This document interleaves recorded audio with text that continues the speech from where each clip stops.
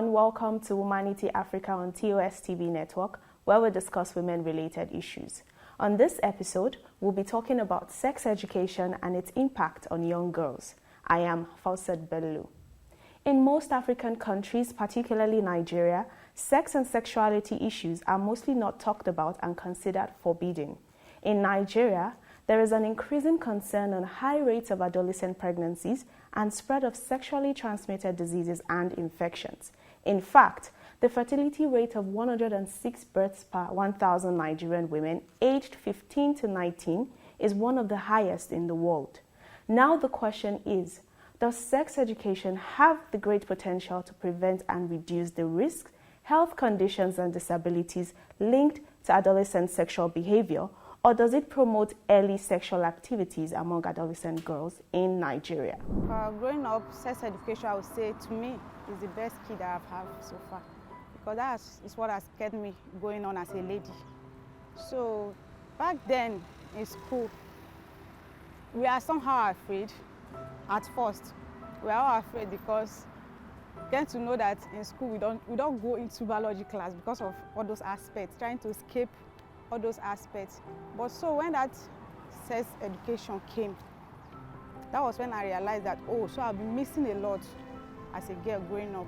Because growing up, I have to be with my uncle's wife, who has been like trying to put me through, in and out, to the point that she told me that if a man touch me, I get pregnant. So I grew up with that mentality that truly if a man gets to touch me, I might get pregnant. I know she was trying to play her own part as a mother. But going into pet class, I got to know that it does not have to do with a man touching you. There are steps to it. And those steps are things that I have learned that a man cannot touch for you to get pregnant. It has to be intercourse. I had my first encounter on sex education when I was in school. So in school back then, on like Wednesdays, we do have gender assembly. So when the girls, just girls, so they'll just teach us on different things that we need to know about sex education. I can actually say that sex education actually helped me a lot because I didn't know many things. There were a lot of things I don't know about. So when they came, we were like, okay, they started teaching us what we were meant to know in our body and how we should not also allow people to touch us, where we shouldn't allow people to touch us.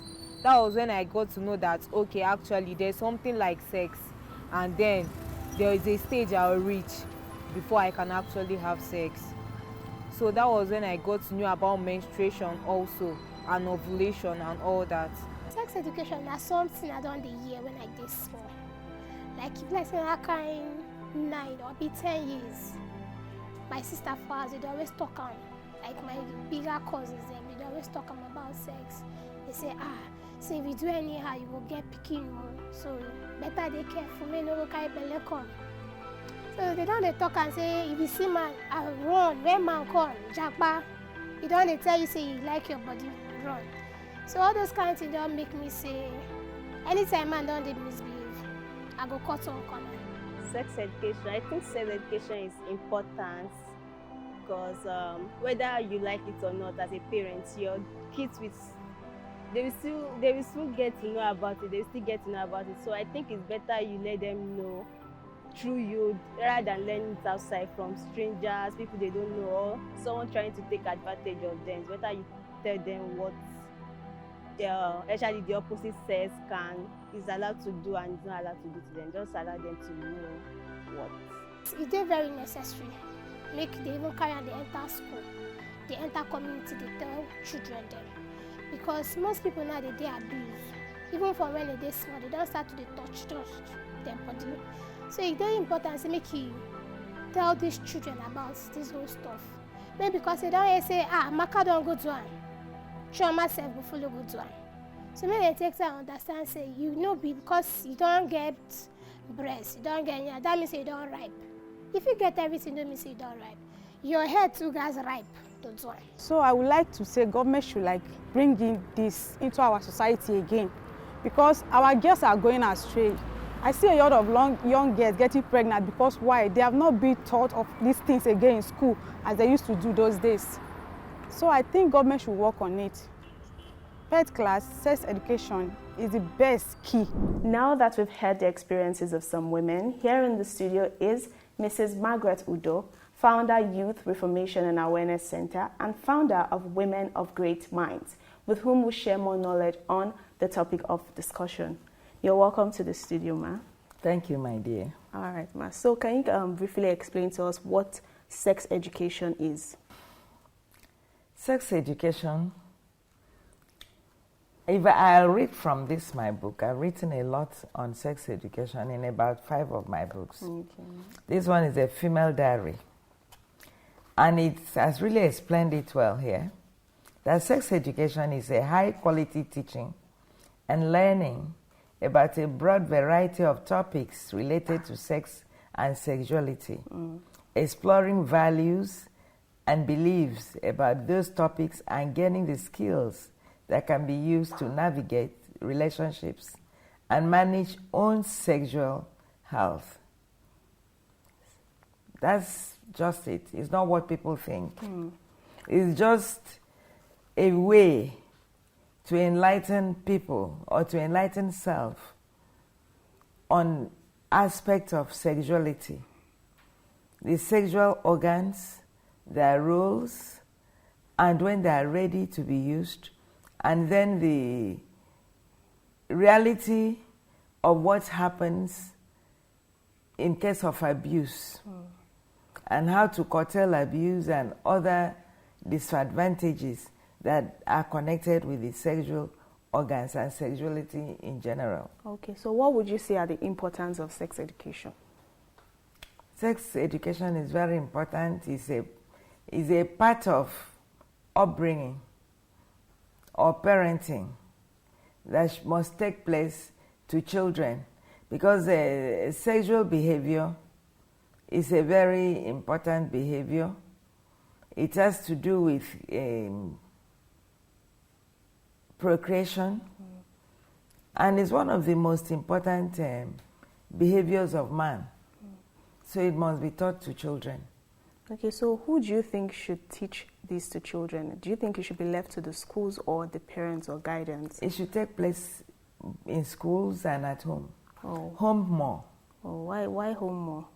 Because the children grow up with their parents, and the parents observe them. So they are the people that should know the right time and to what dosage of lesson they should give to their children. So at what age do you think a child should be taught about sex? Just before the onset of puberty.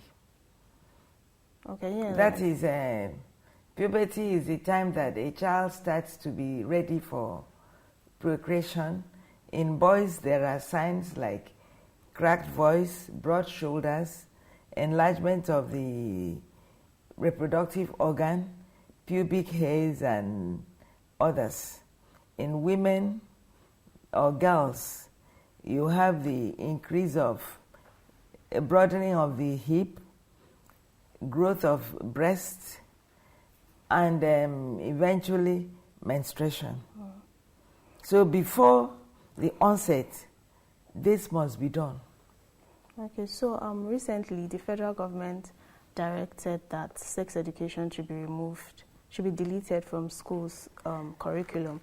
What do you have to say about this, ma'am? I think it's an act of ignorance of people that lack the knowledge of what sex education is. I've written this book. This is my small book. I don't just write sex, I call it sex and moral education, because they are linked together. Morality is an aspect of life, that a child should first be taught the morals of life, the good and bad, things that are sinful and things that are not, before you even think of sex. And then the sexual organs are like any other organs of the body. So it's not a special or hidden organ. It's just that they are not ready. Like a child is born immediately, the child starts to eat. The child starts to say certain things, starts to see, starts to crawl and then walk. Every organ matures according to the time it's needed to be used. You see, children don't even walk immediately they are born. They can't chew things immediately they are born. They are born with the suckling instinct, moving to the eating instinct. Every organ is that way. Even some babies are not seeing immediately they are born. Yes. So everything according to the Creator comes according to the need for the use of that organ. So it's the same thing with sexual organs. Sexual organs are like hand, face, head, legs. They are not classed among the vital, because the vital, the heart, the lungs, the kidneys, the liver, are those ones that people cannot do without. That's why they call them vital. But this one are the ones that are there but are not mature to be used immediately. There's no point not teaching children the organs around the time that they're going to be mature, so that they know the functions of that organs and why they should not be abused. So what are the impacts of sex education on young girls? It has helped children, it has helped to reduce sexual abuse. Because when you teach children that the sexual organs are used for a particular thing, and you call it by name. Some people, why don't they call head a different name or leg? That's true. Why don't you call the penis, the vagina? Those are the real names of the organs. It's not a hidden thing. So the aspect of hiding it make children, the parents not even teaching them, make them to go outside and learn from wrong avenues and abuse them. And also it makes some girls to even think it's an inferior organ. And having it makes you to feel inferior and ashamed. We should not be.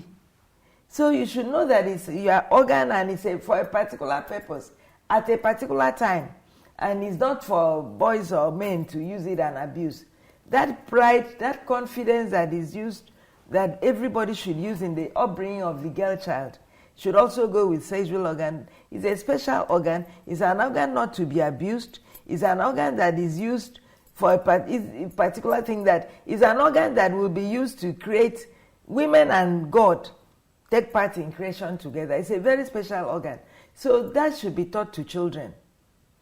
People misunderstand, thinking that teaching children will bring the impact of looking for a sexual act early. It's not so.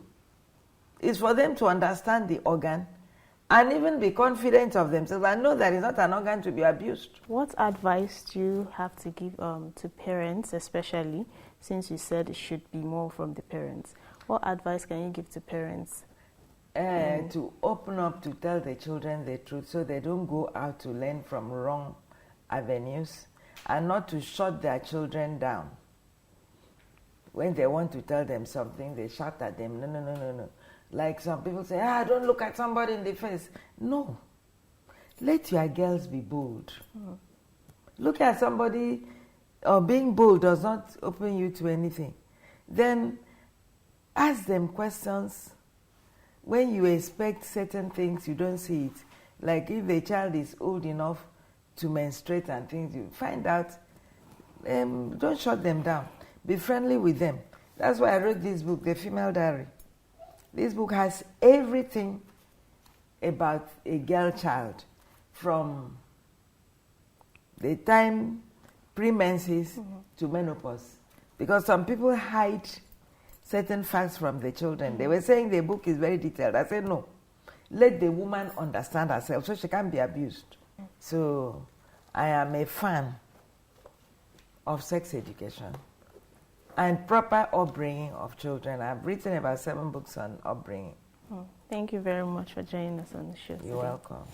And that's it on today's episode. Please don't forget to follow us on all our social media platforms at TOS TV Network on Instagram, Twitter, Facebook, and YouTube.